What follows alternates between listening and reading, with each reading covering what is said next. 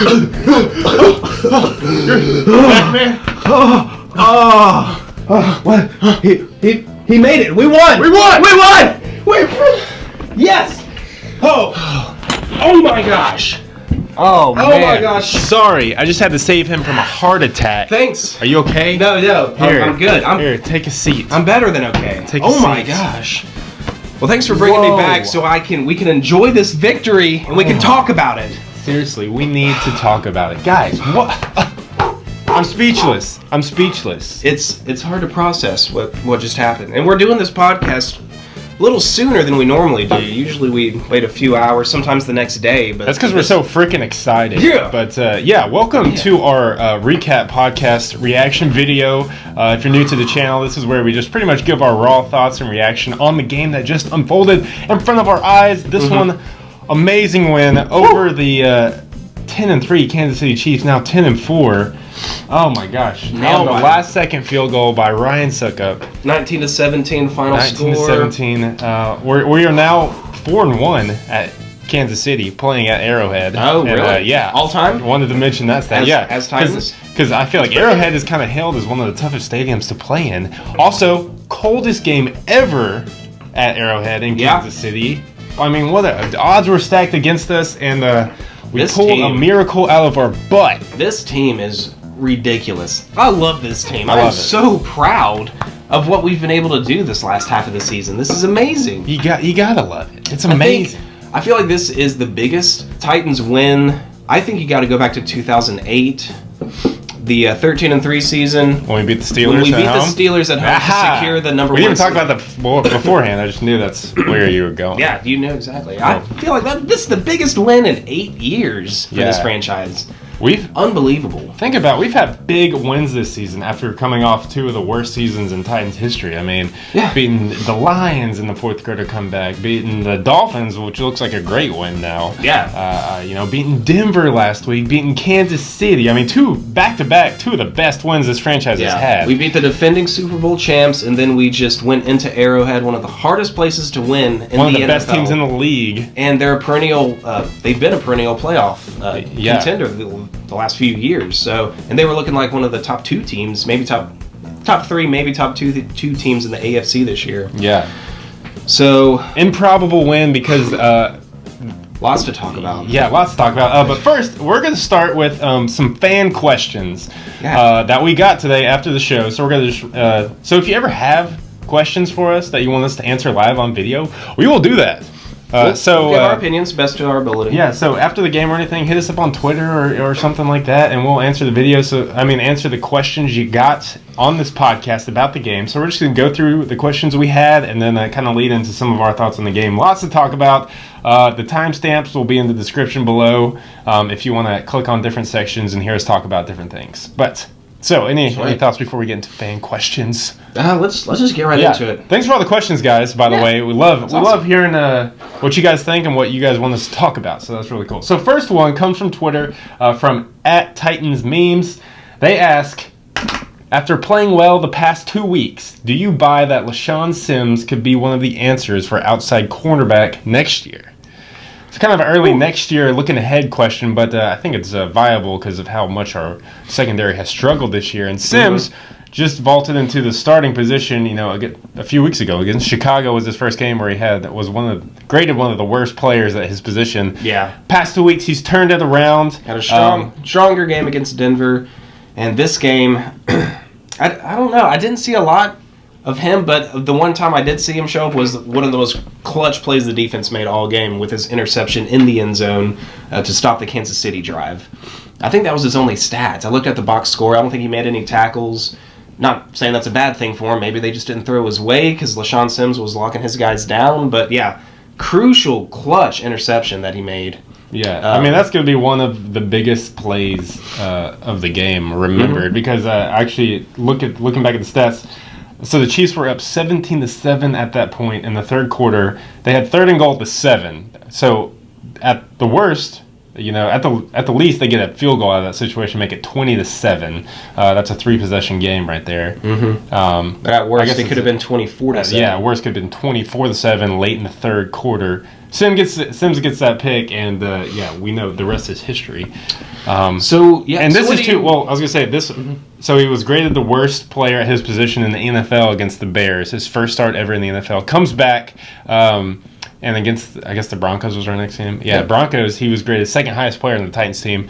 This week again, he comes out as I think the second highest graded player. This is Pro Football Focus. They already have the grades out? Yeah, they already have the grades out. That's super fast. Graded as the second highest player again on the Titans, at least in defense, I believe.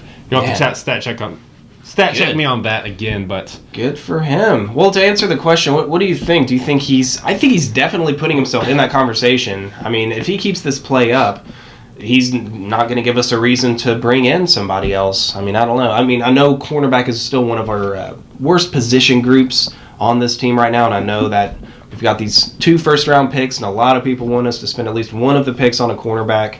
But LeShaun Sims is making a case for himself, and I think we got to give him some major props for that. He really is. I can't say anything bad about him. I mean, since obviously our secondary has been one of the worst aspects of the team the whole year, since we cut Parrish Cox and LeShaun Sims started, I mean, our defense had a great game against Denver. They turn around in a hostile environment, have another great game against Kansas City, all across the board, and Sims was a vital part of that. Yeah. Man, think about on a rookie on the road in Kansas City, one of the biggest games the franchise has ever played, and he has that game. He's a 6th-round pick rookie going into that environment and hasn't played a lot for the Titans leading up to until Parrish Cox got cut. So he hasn't seen a lot of playing time, but he's stepped up huge in a, like you said, a tough environment. Yeah, and also Jason McCourty went out very early in the game, so I guess Sims may have become our number 1 cornerback. I mean, we were rolling with Sims, Valentino Blake, and Bryce McCain as our secondary. I can't get any scarier than that, and they played their heart out. They did. I mean, the Chiefs receivers don't scare you. Jeremy Maclin actually came through and made a lot of catches for him. Tyreek Hill is obviously a threat, but he didn't have a catch in the game. I know he dropped a pass, I think later in the game.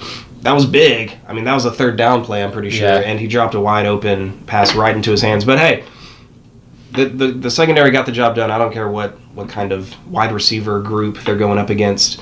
But hopefully Jason McCourty's okay, though. I mean, that could be a big loss for us. It said he had a chest injury. Yeah. Maybe he was out like immediate. That was one of the first plays of the game, I believe, and he was out the rest of the game. Bryce McCain had another great day, too. He was one of the highest graded players as well. So our cornerback really, whole secondary really stepped up this game. Sims was a vital part of that. Travis Kelce had a few big catches, but I thought we kept him in check from what he's been going on. 40 yards? Yeah. I'll take that any day. For sure. He was on a streak of 4 straight games with 100 yards or something, or this was going to be his 5th, and we shut that down. So incredible. I think Sims definitely makes a case for himself. Yeah, I think though we should be fair there. We don't have a huge sample size though for Sims. Yes, very small. 3 games really. It's very reactionary to going ahead and look at these past few games and be like, oh, Sims is totally our other cornerback, obviously. These past few games he's played well, and I think that's jumping the gun a little bit, but I'm very, very pleased with his game so far. He keeps making big plays like that in hostile situations, in huge games for the franchise, and that dude is going to find a place on this team. I feel like that's who John Robinson's going for. Hard-nosed players who, they weren't, hailed as some of the top players coming out of college or with the top skill, but they're hard-nosed players who overachievers, and I definitely think he deserves a shot. But I still want to see him more. I want to see him keep up the high level of play over the next 2 games at least.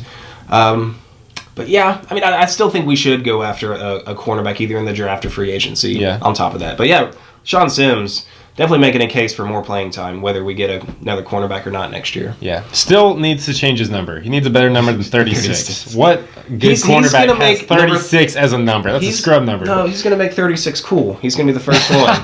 Everyone's going to want to buy a number 36 jersey. Hey, I'm there, man. That was a huge play. Yeah. One of the plays of the game, for sure. Okay. Next question. Thank you for that question. Titan Memes. Great question.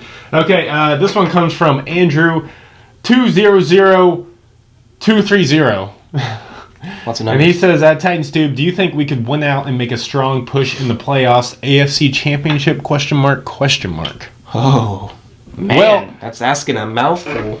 Looking at if you step 2 games, okay. Looking at our team coming out of the bye, the hill looked extremely mighty to climb because we had Denver and Kansas City, some of the top teams in the NFL. That was the steepest part of the hill. All we needed to do, I mean, for us to have the best chance, I was thinking we at least had to go 1-1. Like, that was best case scenario. We just went 2-0 against Denver and Kansas City over that stretch. And now we're looking at a Jacksonville team, 2-12, who just fired Gus Bradley, quarterback Blake Bortles, who's just in shambles, and then a Texans team who just benched their $70 million quarterback, Brock Osweiler, who they actually might have a better chance with Tom Savage. Yeah, but playing at home, last game of the year at home, for the division, for the playoff, possibly. I like our chances in this. I feel we have a legitimate shot at winning out, and that would seem to be impossible when we were on our bye week looking at the schedule these last 4 games. But, man, taking down Denver, Kansas City, hopefully we didn't use up all of our juice and strength in those 2 games, and hopefully we won't lay an egg in these last 2 games. But I think we're totally capable of winning out these last 2 games and reaching the playoffs. Yeah. But making a push to the AFC Championship in that 2-part question, what do you think about that? Personally, I think it's possible if we get there. We would have a home playoff game. And our team, I don't know about you, but our running game is looking like it's getting stronger and stronger. And I don't think anybody is going to want to face that in the playoffs. Our team that we're building right now is kind of built to win playoff games. Yeah. No, that's exactly what I was going to say. Like, the foundation and the identity that we've formed as a team, it's a playoff team. I mean, a solid offensive line with a budding all-star quarterback, and then playmakers on the offense, especially a really strong running game. Like, I don't think a lot of teams are going to want to face that in the playoffs. I don't think we have as dynamic of players as I would say right now. Pittsburgh probably scares me the most in the playoffs, the team I wouldn't want to play. But I don't think teams are looking at the Titans, as a matchup and be like, oh, crap, I want to come across the Titans' offensive line and run game in the playoffs. So definitely a team built for – even today, the Chiefs win by forcing turnovers. We pretty much gave them 3 turnovers, lost the turnover differential by 2, and now we're still strong enough, a team and a run game and everything, to overcome stuff like that on the road. That's crazy. I think that's a great point in that, earlier a lot of Titans fans were saying, yes, we have a good team, but we kind of rely on Mariota. If he doesn't have a good game, we can't win.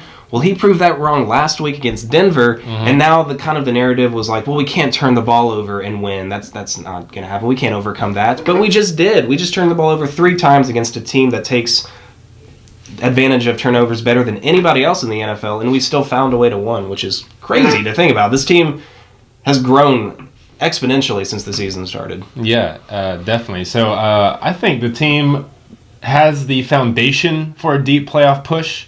There's some scary teams out there besides us. Like I said, Pittsburgh, I don't want to be playing New England right now, even without Gronk. But nobody wants a Murray stiff arm to the face in January. Dude, Murray's stiff arm today. Oh my gosh. People's faces were just being planted into the earth again and again and again. In 0-degree weather, that's not fun. That would not be fun. And no one wanted a piece of Henry either, dude. That dude is a truck. Yeah. Just running through the line, like, bashing people. He got his first multi-touchdown game of his career. Yeah, very nice. Doubled up his total from the season. Now he has 4? Yeah, I believe he got 2 coming into the game. I believe it's 4. So, powerful run. Good job, Henry. Yeah, and crazy that we can now, we're good enough to overcome mental errors like turnovers on the road in a tough environment. Like, we're seeing this team hit its stride at the perfect point in the season. Everything's kind of starting to come together. Yeah, it's beautiful. Hopefully, proud of this team. Hopefully we don't suffer a drop off. I mean, I know this is a different team from the past, but man, I mean, 2011 we had a 9-7 season and we dropped a game to the 0-13 Colts. We've seen Titans teams lose bad games before in the past, but hopefully, this is a totally different team and we can finish strong as strong as This we've team been feels playing. different than those teams, so let's hope we can get it. But thank you for the question, Andrew. 2,000 numbers.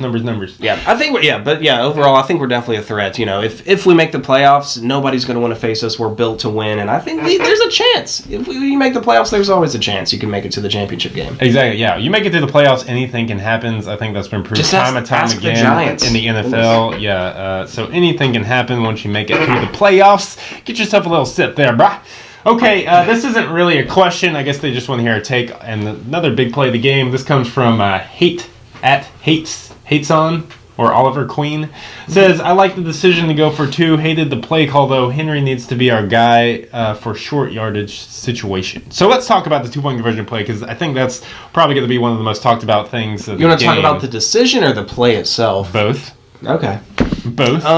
Let's get your take on it first. 2-point conversion. We score. 3 minutes left. I'm jumping off the wall, and then I'm seeing Mariota do this, and I'm going, no, we are not about to go for 2, are we? I felt like at that point in the game, our defense had shut down their offense. They had gone total conservative mode, and I don't know what they were doing on offense, but our defense was making plays. They hadn't scored a point in the second half.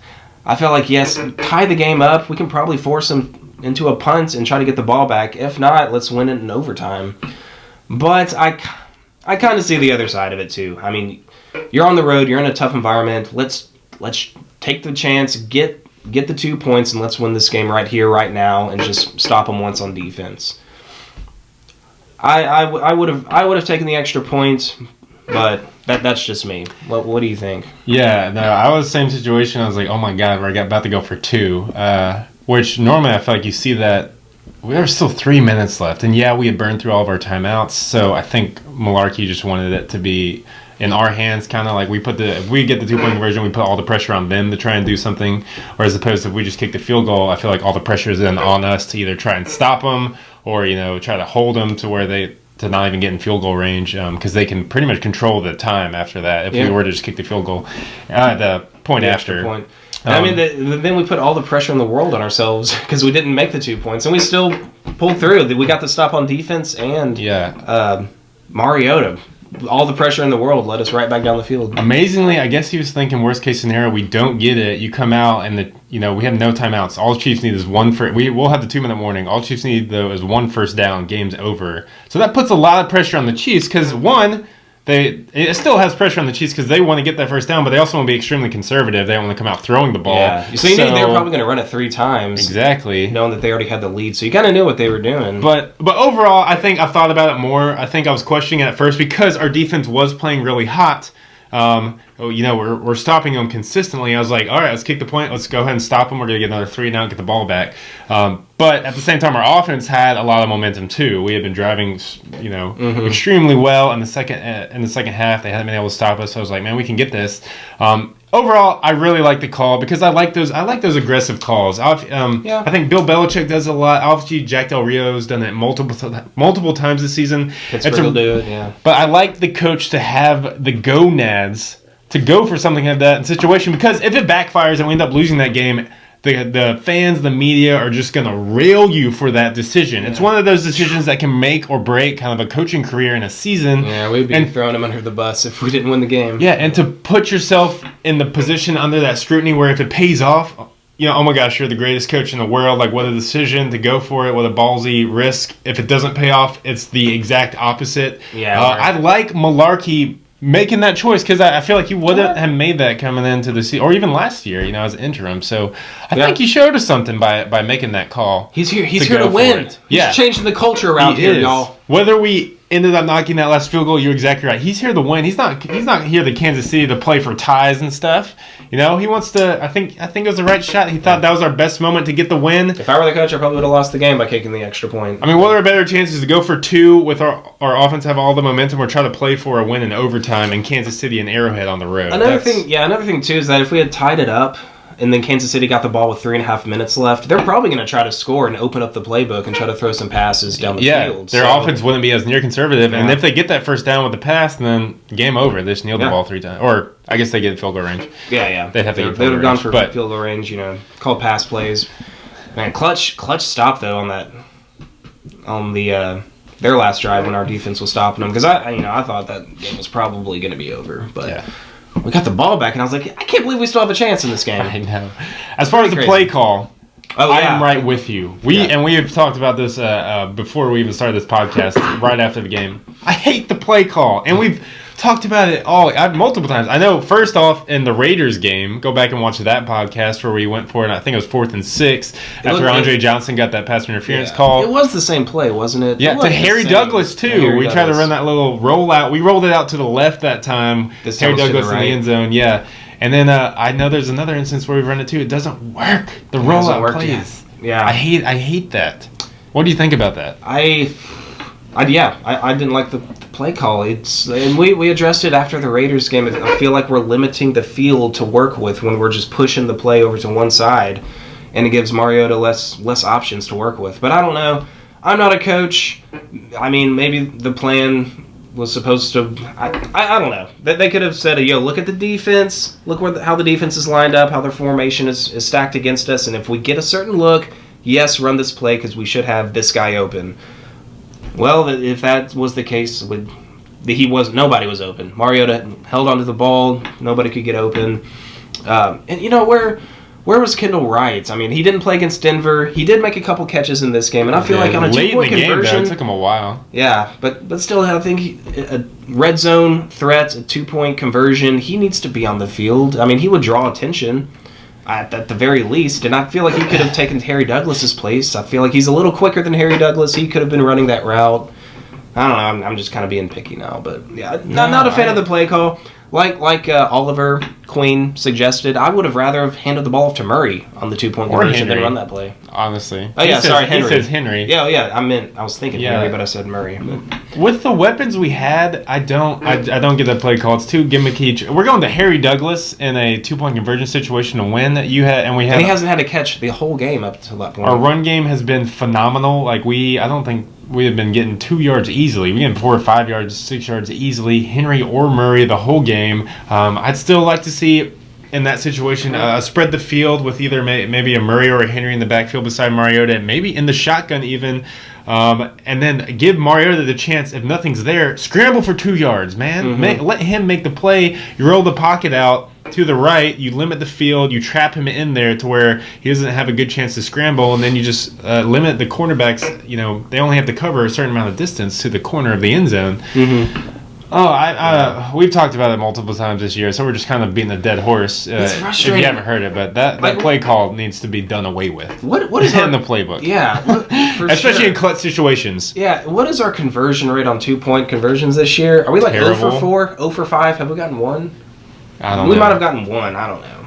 But. The only time those rollouts work, I feel like, is early in the downs, like first or second down, where the defense doesn't know what you're going to run. Because I remember it worked against the Packers after we got that muffed punt right before halftime. We did a little rollout to Kendall Wright, actually. Yeah. Went to Kendall Wright there, and he got that touchdown, which is the only time I remember it working this season. We probably run it to perfection a few times. I haven't missed, but obviously the times where it's failed in those clutch situations, it stands out. So yeah, I would rather see us spread the field in that situation and put it on Mariota, man. He's our GOAT. Yeah. Let him choose who he wants to throw it to. Or just run it up the middle. If you have everybody spread out, there's probably an opportunity to run it up the middle real quick. We know how fast Mariota is, and he hadn't been a threat to run all day.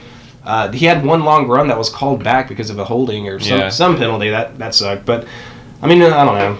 I'm sure Kansas City was prepared in case Mariota could run regardless of he had been running throughout the game. That's one more thing they have to worry about. You roll out the pocket and then they have him caged in. They don't have to worry about Mariota running at all. But so we're in agreement with you, I think. This table is just like squeaking.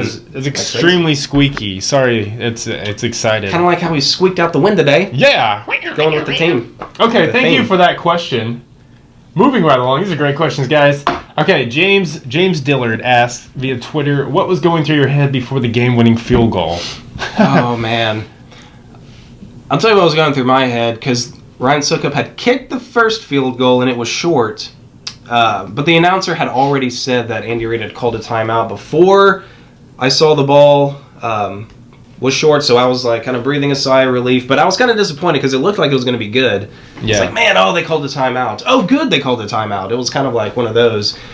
And then when he was lining up for the field goal the second time, I was worried because he was short on the field goal, and I felt like he was going to be short again. And we had talked about this, that we thought he was either going to be short again or he would have given more power to the football, and that would have caused it to hook either right or left by trying to focus on hitting it harder. But it worked out amazingly, but I was very worried before he kicked it the second time. I thought it was going to to be short again. Yeah. What did you think? What was going through your head? I mean, yeah, when I saw that first kick, I immediately stood up because I thought it was straight on, just didn't have enough leg. I guess, I don't know, Andy Reid needed one more bite of his donut or something. I don't know. But I'm not, as a coach, I'm not a big fan of icing kickers. I know it's worked in the past, but it's also come back to bite them a lot of the times, too. It's a 50-50 thing. Like, why even do it? Yeah, and especially in that situation where, that the range was not good all day. It had been mentioned several times with the conditions. I feel like Andy Reid was pretty much giving Ryan Succop 2 chances to kind of, get the feel of, oh, hey, this is how it is kicking this long a field goal in this condition. Yeah. So I think Andy Reid obviously made the wrong call there. Gave him 2 chances, and it paid off for the Titans. Yeah. Heart attack. I was so pumped. I could not believe it, especially after we didn't get that 2-point conversion, and then even still, when we got the ball back with a minute left and had to drive, 50 yards or so, God, Mariota, man. And Delaney Walker, huge on that last drive, too. Yeah. Delaney hadn't done too much throughout the game until either the last 2 drives or on one of the drives. I know he converted several third down conversions, I felt like. I think it was third downs. He came up big for us. We converted some third and longs. Yeah. Huge. Yeah. Like 3rd and 10s. Yeah. Oh, man, the grit and the guts of Mariota, your young franchise quarterback, in that environment, leading essentially 2 game-winning drives. One of them was to really should have tied the game, but we went for 2. And then the second one to win the game. Yeah, I think not just Mariota. I think Mariota especially, but defensive stops, the whole defense time and time again, Delaney Walker, all these guys, composure the whole day was the word that stuck out. I feel like the whole game, bad. We had some bad things happen to us. Got down in turnover differential, that crazy one-handed interception in the second half. Not to mention going on 14-0, right? Yeah, off the bat. 14-0 at Arrowhead in the coldest game of Mariota's life at Kansas City. Probably the coldest game a lot of those players have played. Honestly, maybe all of them. We just composure to not bend, not to break, but just to stand in there and just grind it out to the very last second, because the game is a game of inches, and every second counts, every point counts, and we played like a team with composure, knowing that the whole time that we were in this and we were capable of beating one of the best teams in the NFL. I feel like our composure and confidence the whole day was like, man, we can play with this team. This team impresses me every single week. We haven't been out of a game. We haven't lost any kind of composure. We got some players on our team. We do. And they are here to win, and they are trying to change and turn this franchise around, and it's working, and it just makes my heart warm. It makes it sing beautifully. We have powerful stars. You get into DeMarco Murray, Delaney Walker. We have budding superstars in Mariota. We got solid receivers, Rashard Matthews, Kendall Wright. Every now and then, Tajay Sharp's going to be a good one. Then we got young guys stepping up and making plays. LeShaun Sims, Kevin Byard's been playing great all year, even though he got his ankles broken by Tyreek Hill. Anyway, we're getting off track. Okay, Are going through our what was going through our head for the game-winning field goal. Now we're going off on how great the Titans are. Okay, all right. We're just pumped about this game. Getting sidetracked. Okay, I think we answered that question pretty much. Yeah. What was going through my head was like, oh my god, cautious, if he makes optimistic, but very worried. Yeah. I was thrilled that we even had a chance to win the game. My mind was blown. I was like, I can't believe we blew it on the 2-point conversion, and I was pretty furious about it. And then we got the ball back, and we were right back down the field. Even if he had missed it, I would have been super proud of this team for the fight that we showed. Oh yeah, the chances, even if he missed it, which he did, but thank you, Andy Reid. Still, getting the ball back with a minute left. No timeouts. They got the ball back with 3 minutes left, and we have no timeouts. That's almost like I would almost say a guaranteed win for the other team. They should get a first down. They were first down away from winning. Unbelievable. Okay, thank you for that question. Next question comes from Justin Russom at good name, Panopticon31. If Titans make playoffs, are either Mularkey or Robinson finalists for coach / executive of the year? Thanks for the question, man. I think, heck yeah. If not both, they both probably won't win it, but I think it should be one or the other. I think John Robinson should get it if one should win Executive or Coach of the Year. It should be John Robinson winning Executive of the Year, because I think there's a lot of other coaches that could make a good case for Coach of the Year, but completely turning this team around personnel-wise, that is all on John Robinson. Oh, yeah, for sure. I think John Robinson definitely has a better chance of making it, but props to you because you actually mentioned this, brought it up first in Rapid Rundown. Oh, yes. It had been on my mind, but I gave you props for it because you said that Mularkey should be getting some love for Coach of the Year, and I definitely agree. You can make the case for a lot of different people in terms of Coach of the Year, who should win it, but if the Titans end up winning out, especially winning the division, hosting a home playoff game, man, he needs to be, I think, top 3 candidates, at least considered, turning the worst team around the last 2 seasons. And then coming in and a interim coach last year, still didn't have a great record. A lot of people were doubting him, doubting the hire to stick when Amy Adams hired him. He turns around, wins the division. We're talking about him being a candidate for Coach of the Year. Did you hear that, NFL? Mike Mularkey, Coach of the Year candidate. You got to give him some love for that. What universe are we in right now? This is, I give all the props to Mularkey. And I almost think John Robinson should have Executive of the Year in the bag, even at this point, even if we don't end up making the playoffs, because the personnel we brought in this year, DeMarco Murray, up for Comeback Player of the Year, up for it, should be almost an MVP candidate. Really? It's MVP? I mean, he's definitely one of the MVPs of the Titans this season. Yeah. You can't doubt that. But for sure. The draft, Derrick Henry, DeMarco Murray, Rashard Matthews breaking out this year. Yeah, great pickups in the offseason that contributors. Completely changing the look of our offense. Don't forget about trading back and getting Jack Conklin and Ben Jones and Josh Klein, completely changing that offensive line. Yeah, oh my gosh. We have a completely different looking team this year, and it's all because of John Robinson. Yeah, I mean, look at how many guys are starting on our team and contributing from who was starting last year. Now our secondary is, Valentino Blake, Kevin Byard.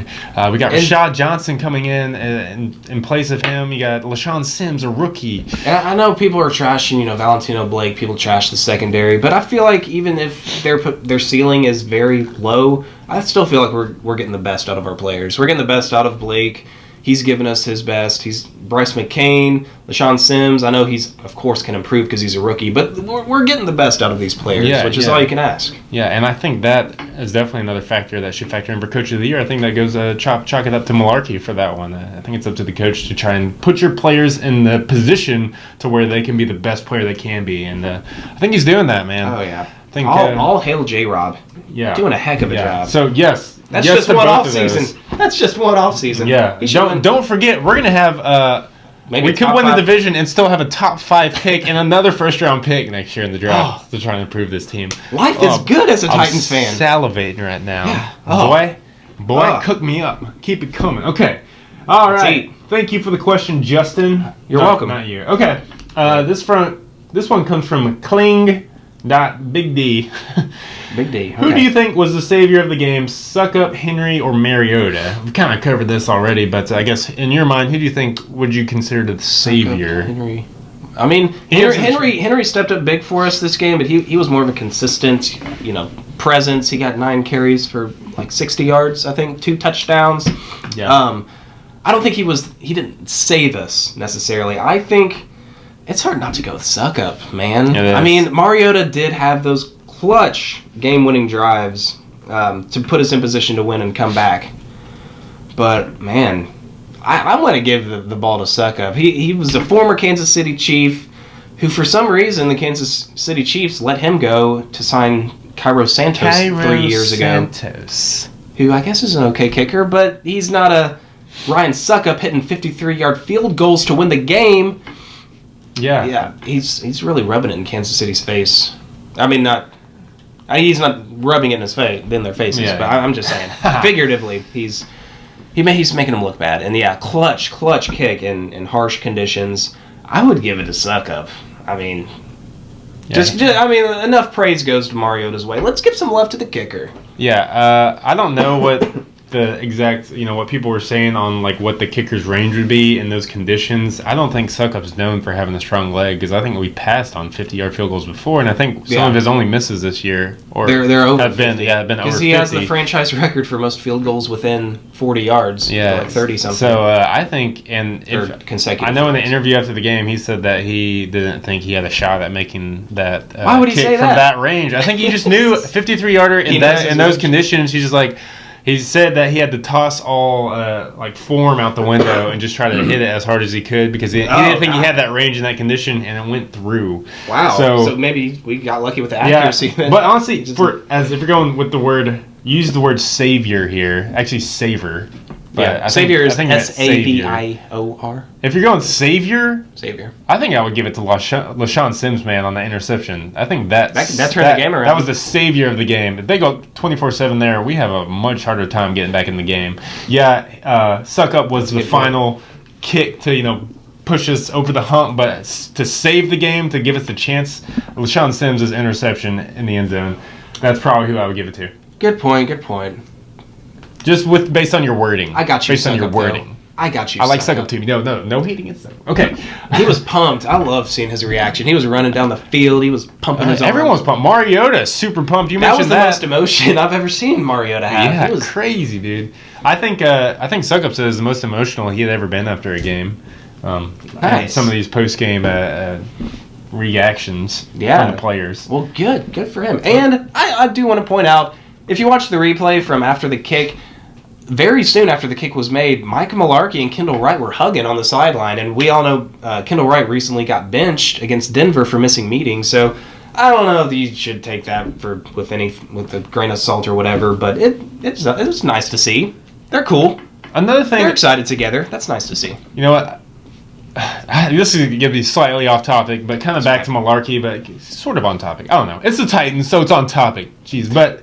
I think one of the reasons Mularkey was hired at the beginning of the year, even though people were doubting it, was because they said that he formed really good relationships with the players. And I know that doesn't always necessarily translate to, a successful coach or successful team, but I think it's a kind of an X factor. If I had to judge football teams, you get a coach that players can get behind and really believe in and want to win for that coach, and you start getting the best out of your players and putting them in positions to succeed. You got stuff like today, a worse turning around beating Kansas City, because I feel like we believe that we were there, and I think it starts with Mularkey, man.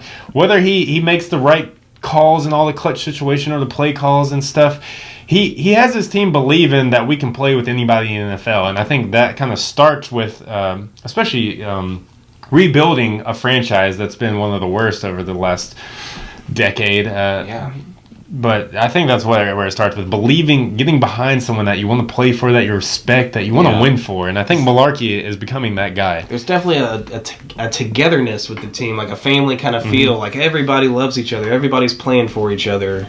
On the team this year, and I think it starts with the coach, and I think he's done a great job of finding that balance of connecting with the players on a personal level, but also being their boss essentially, and making it about business too. But yes, you can connect with the players on a personal level, make them like you.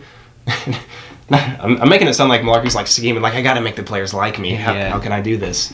But no, he's done a fantastic job, and the players love him, and they're playing fantastic for him. That's all we can ask. He wanted to form their identity. We formed that identity. He preaches complimentary football, and we play complimentary football. I feel like each player, someone makes a mistake, and then the other guy's like, "Don't worry, bro, I got your back on this next play." Everyone's wanting to help. It's a very togetherness, very team oriented, and I just like it. I like it. Okay. I like it. You like that?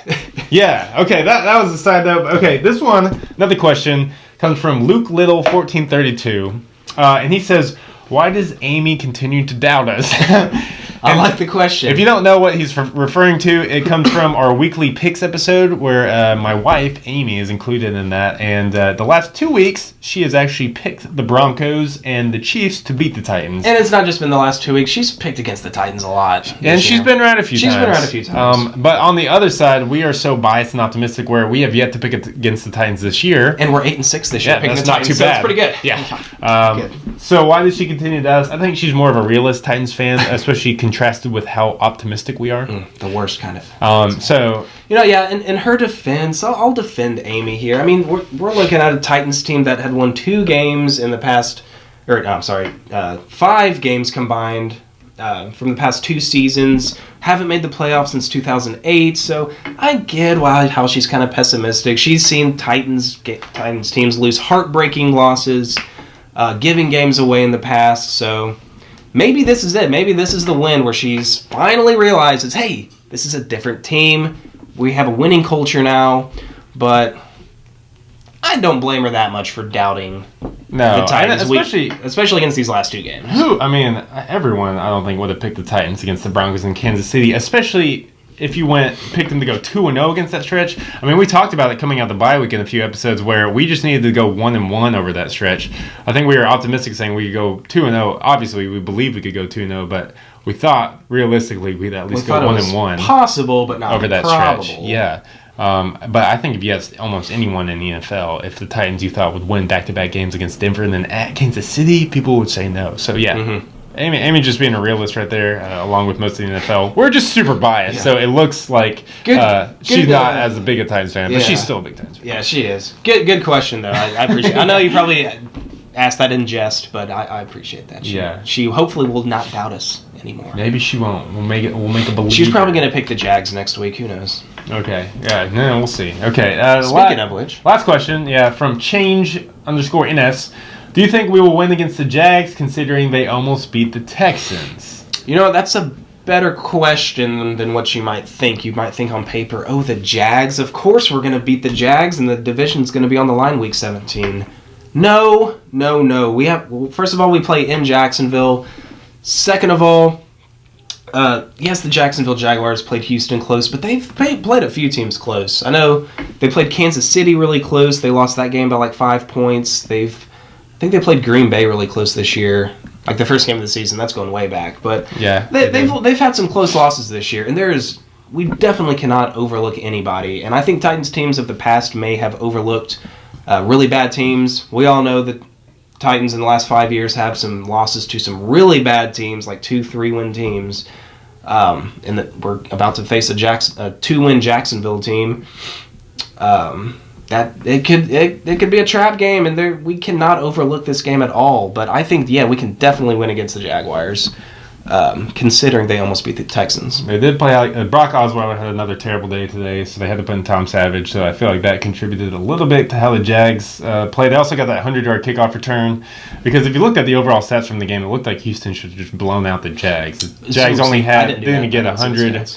Well, Jags, I believe, had only 80 pass yards and only like 170 total yards. Okay, so they still played poorly. Yeah, it was a close. I mean, obviously, the NFL, anyone can beat somebody, especially bringing in an interim coach. You brought this up earlier off camera, but Jacksonville may have something, want to show something to their interim coach. You may fire him up a little bit, but I think we're going to get the win. I think this team's buying into our playoff push, and we want to be hosting that game against the Texans for the division and the playoffs. I don't think Mularkey's going to let them overlook this game. He's going to be like, no, Houston Texans do not exist this week. We are only going to be talking about the Jaguars. Yeah, so...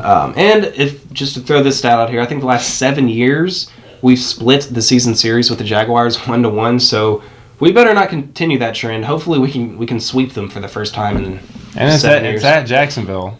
Yeah. So yeah, definitely definition of a trap game. We don't want to. We just came off 2 huge wins to put us in the perfect position we need to be. We're looking ahead to a possible division-winning matchup against Texans at home in the last week of the season. So don't want to overlook it. Got the holidays coming up, but come on, Titans. Don't get distracted. Take care of the business. I mean, this game is on Christmas Eve, right? Excellent. This game on Christmas Eve against the Jags. I believe it is. So. Come on, Titans, give us a little Christmas present. Let's pound the Jags into the ground. Christmas is on a Sunday this year, which is weird. So yeah, they're playing most of the games on Saturday. But we're playing on Sunday. We're playing on Christmas? No, we're playing on Christmas Eve. Playing Christmas Eve. Oh, there's only 2 games on Sunday. We play in 6 days against the Jags? Yeah. Dang. So yeah. Let's get them. Let's get it. Okay, that's all of our fan questions. All right, so how about you just got any quick thoughts on the overall I think overall in the game? the Questions were great. Hit a lot of main points that we want to talk about. So thank you for the questions. Keep them coming. I mean, we had a good game plan and executed again, like against Denver. We hit Kansas City where they were weakest in run defense. I mean, they were 27th in the league. Yeah, we knew that was a weakness. Henry and Murray popped off multiple really nice runs, and the longest run was Henry for 15. But there were multiple, like 10-yard runs, 8-yard runs, like consistently throughout the entire game, which was awesome to see. Major props. I know we gave the game ball to maybe LeShaun Sims or Ryan Succop, but the offensive line deserves major props again. Like, did Justin Houston do anything? I didn't see him do a thing. Or D Ford. Someone forced a fumble on Mariota. I don't know who was credited for that, but I feel like that was more on Mariota maybe than actual. Yeah. But the offensive line we gave up one sack for like a 1-yard loss, so it didn't hurt us too bad. I forgot what happened in that drive, but But back-to-back weeks, facing some of the top rushing linebackers in the league. Von Miller, heard of him, up for Defensive Player of the Year last year. This year won Super Bowl MVP. And then Justin Houston, D Ford. We've given up 3 sacks to Broncos and Chiefs combined back-to-back weeks. That's incredible. It's incredible. The O-line is incredible. We ran 29 times. Well, this includes Mariota's kneel down, just looking at the box score. We ran 29 times for 148. 5.1 yard average, 2 touchdowns by Henry. That gets it done on the ground. We ran very well today. Mariota had a way better game this game than against Denver, I thought. Yeah. We saw flea flicker action where Mariota threw a deep ball, underthrew Rashard Matthews. Could have gone for a touchdown. Into double coverage. Yeah, into double coverage. Matthews bailed him out, though, made a fantastic catch. Matthews made a couple good deep catches. But, yeah. He's I think Matthews had overall a kind of up and down game because he had that fumble early on, but he came back and made up for it with making some plays like the great catch on the flea flicker. But late in the game, we ended up scoring on the drive, but he should have caught that pass. I believe it was on 3rd and goal maybe. Are you talking about the super tight coverage and it was like a throw over his Hit shoulder? him in the hands, bro. You got to make that play. That's right. Yeah, maybe I'm being too picky. That's pretty critical because that would have been a really tough catch. It would have been a tough catch. We've seen him make those catches. It would have been a tough catch, but I'm holding him to it. I think he's that good. I think he needs to make that catch, especially in that situation. But yeah, 4 catches for 105 yards. Rashard Matthews' second 100-yard game this year. Props to Rashard.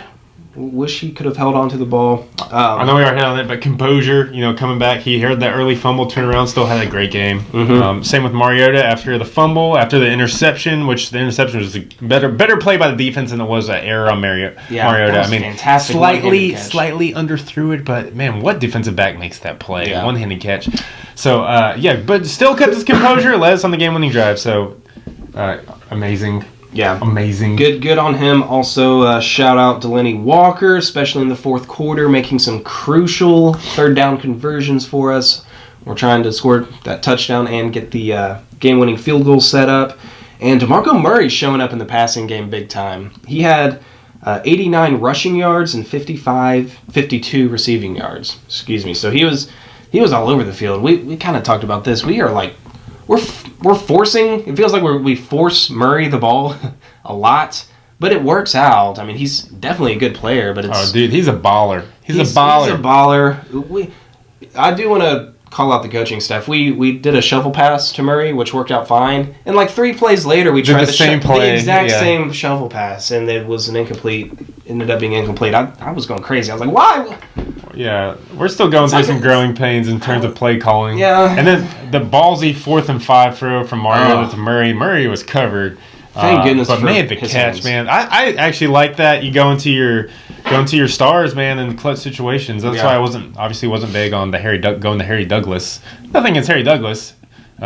He's just not a star. Yeah, he's not a star, but go to the people you rely on. Throw it to Delaney Walker in that situation. But he went to Murray in the 4th and 5, and he made the play, man. Made the play, covered.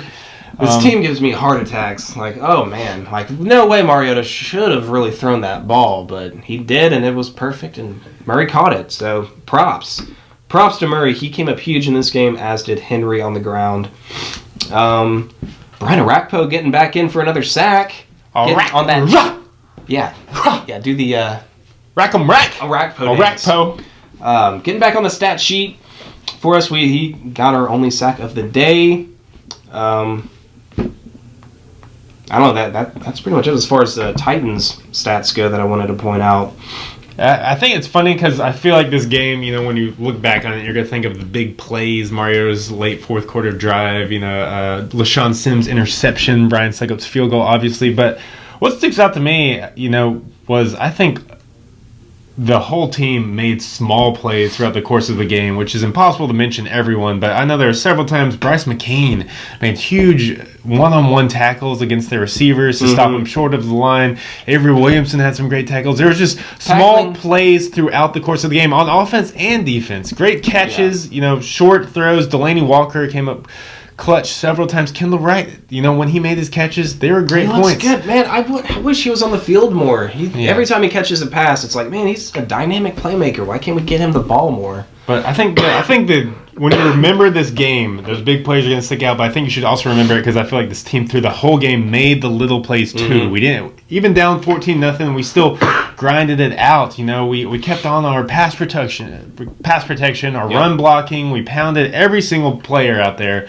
Every single play I thought was giving their all, and they didn't make those. The big plays happen, but I think the props goes to every single play they were grinding out there, and making a game of inches. Would they get your Gruden Grinder award? They would get, the whole team would get my Gruden Grinder award. So many little things that we can't even mention. If you have something that you saw, like that, put it in the comments because there's plenty of it, man. Plenty of great plays, great small plays that won't get remembered because they're going to be overshadowed by those main plays we mentioned. But there's a lot of them, and I want to give props to the whole team for that. Yeah, and it's overcoming adversity, like we mentioned, going down 14-0. Like this team doesn't flinch. Like we keep playing. We keep playing our hearts out. It's wonderful.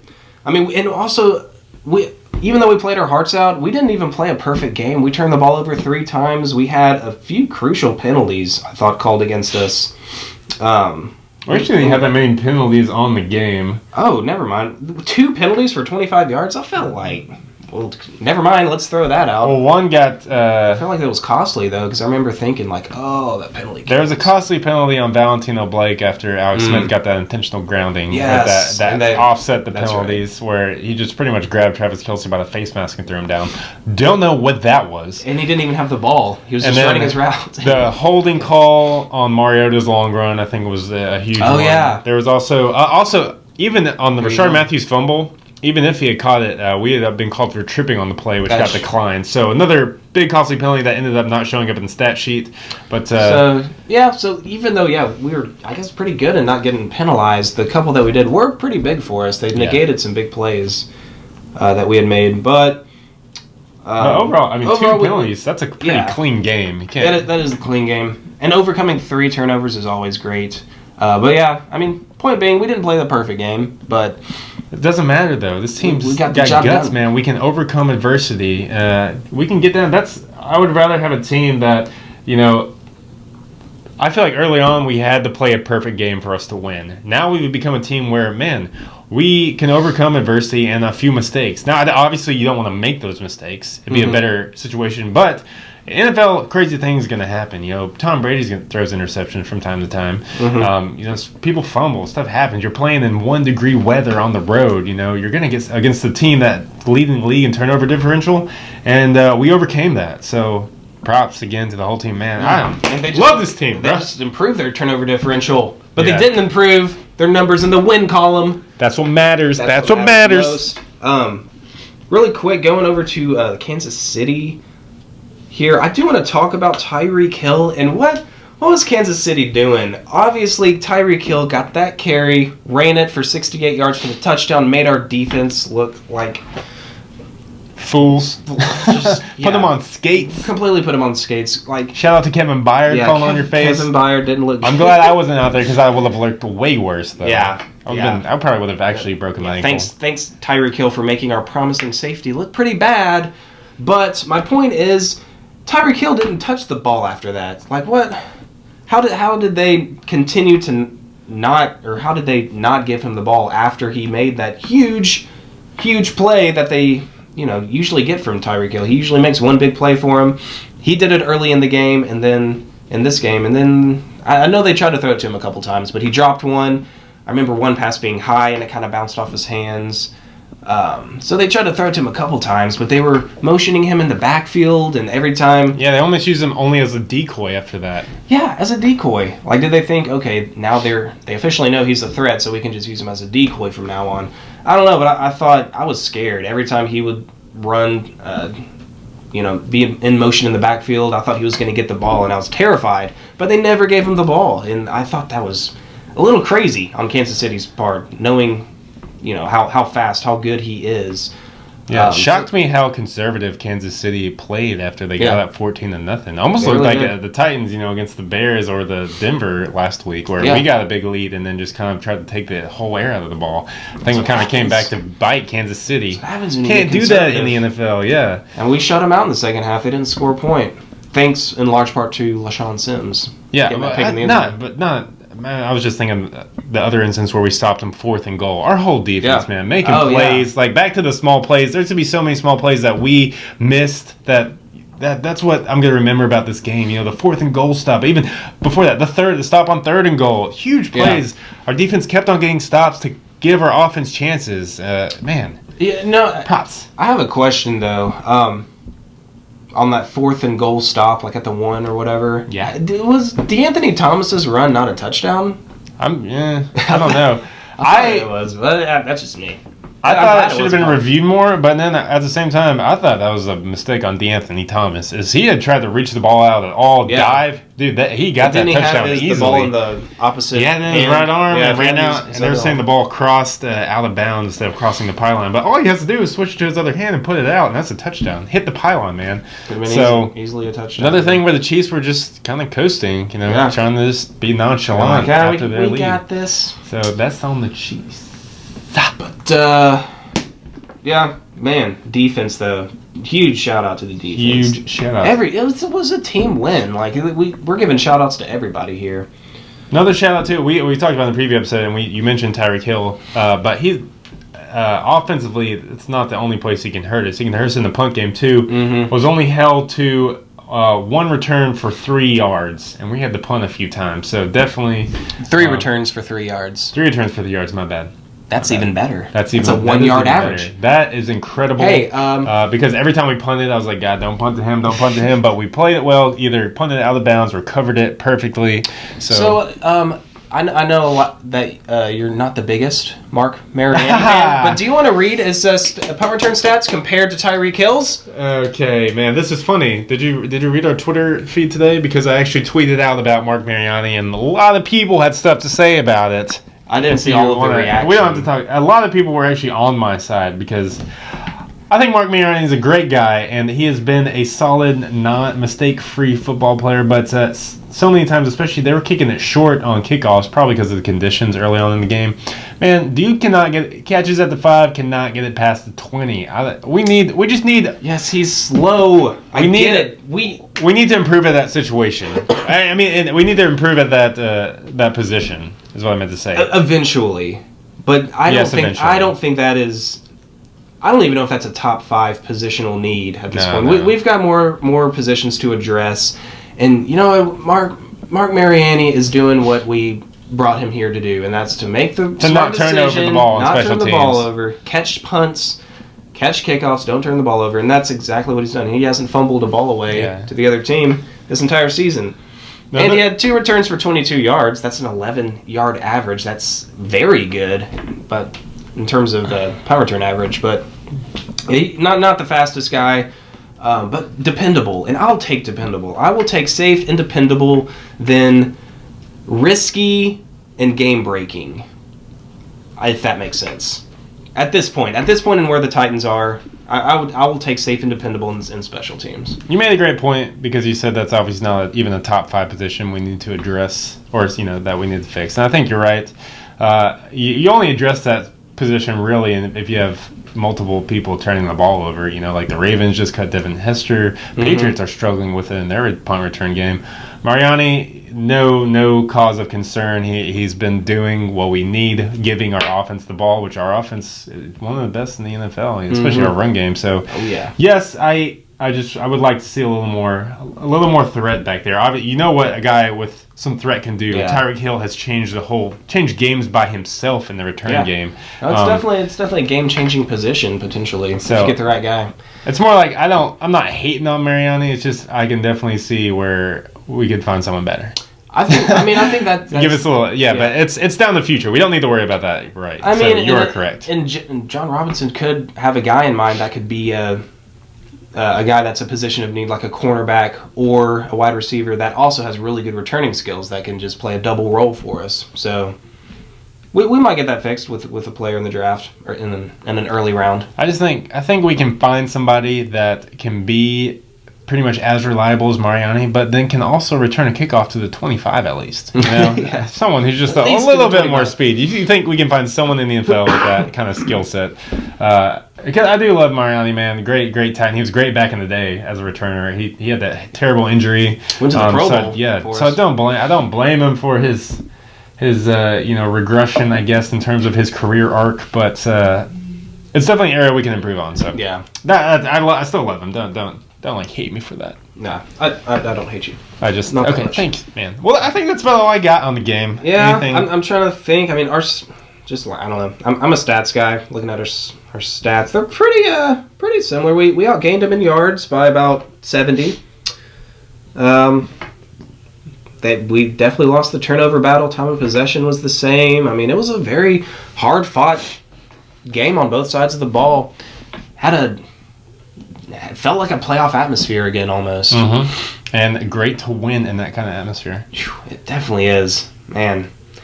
I don't know. I know we said we had a lot to talk about, and I'm sure we missed something. Yeah, I actually wanted to add this at the beginning, but I wanted to give a shout out to all the Kansas City fans, especially on our preview episode.